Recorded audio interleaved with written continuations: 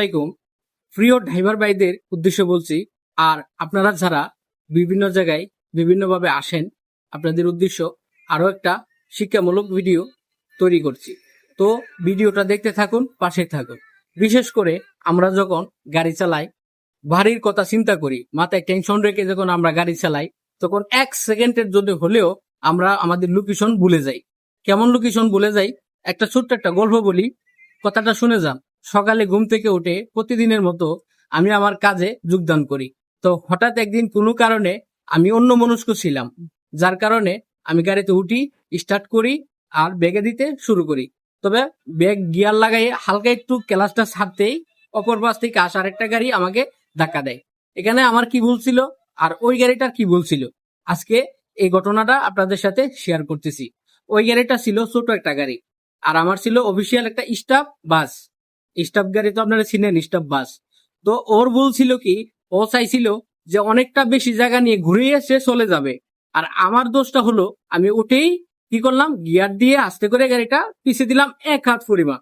আর ওই লোকে কি করলো, বাম সাইড থেকে ডাইন সাইডে চলে আসলো।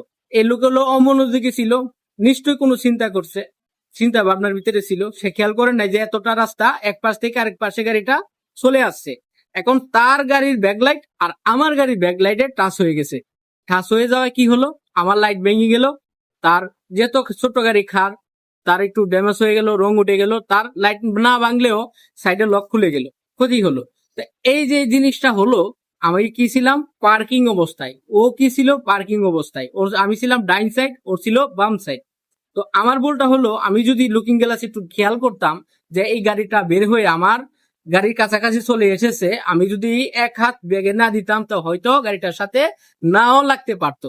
এখানে হলো শিক্ষা, আসলে এটাই হলো শিক্ষা। আমি খেয়াল করি নাই, এতে বড় ধরনের দুর্ঘটনাও ঘটতে পারতো। অনেক সময় আমরা দেখি এক পাশে লুকিং গ্লাস দেখে আমরা গাড়ি বেগে দিই, কিন্তু এটা ঠিক না।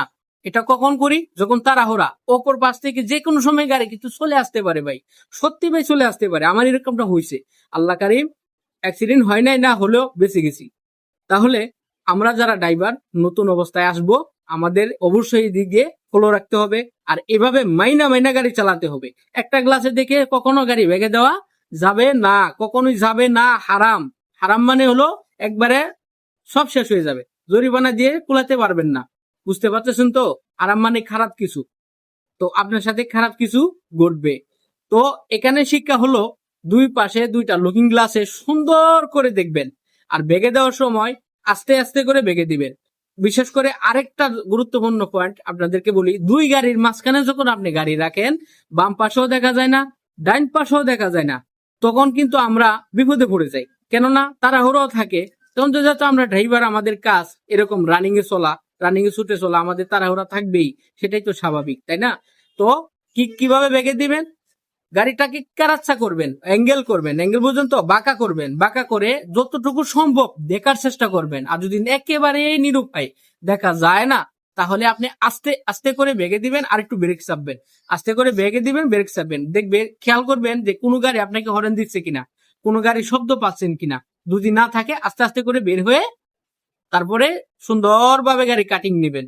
তো এভাবে যদি আপনারা গাড়ি কাটিং করেন, তাহলে আমি মনে করি গাড়ি অ্যাক্সিডেন্ট হওয়ার সম্ভাবনা নাই, ব্রেকে দেওয়ার সময় অন্য গাড়িতে বাজা যাওয়ার সম্ভাবনা নাই।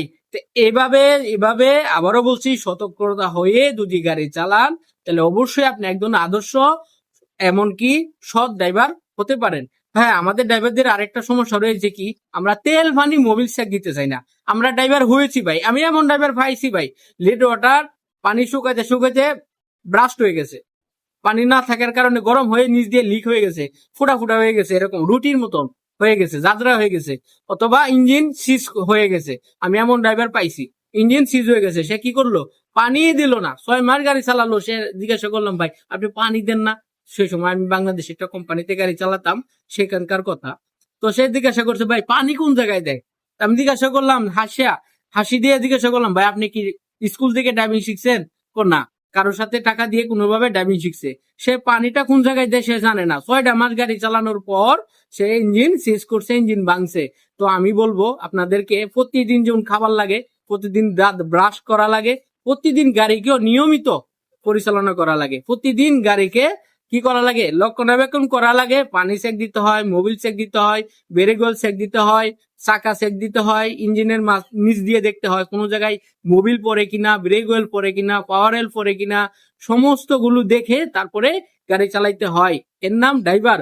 একজন ড্রাইভারের নামটা সহজ। ড্রাইভারের মহৎ পেশা, কারণ হলো একজন ড্রাইভার শুধু গাড়ি চালায় তা না, তাতে মাল থাকে, যে আমানত থাকে, এটার দায়িত্ব অনেক বড়। আর যদি মানুষ থাকে তাহলে প্রতিটা প্রাণের দায়িত্ব তার কাঁধে থাকে। নিরাপদে গাড়ি চালানোর জন্য অবশ্যই গাড়ি রক্ষণাবেক্ষণ দরকার। তা আশা করি ভিডিওটা বুঝতে পারছেন।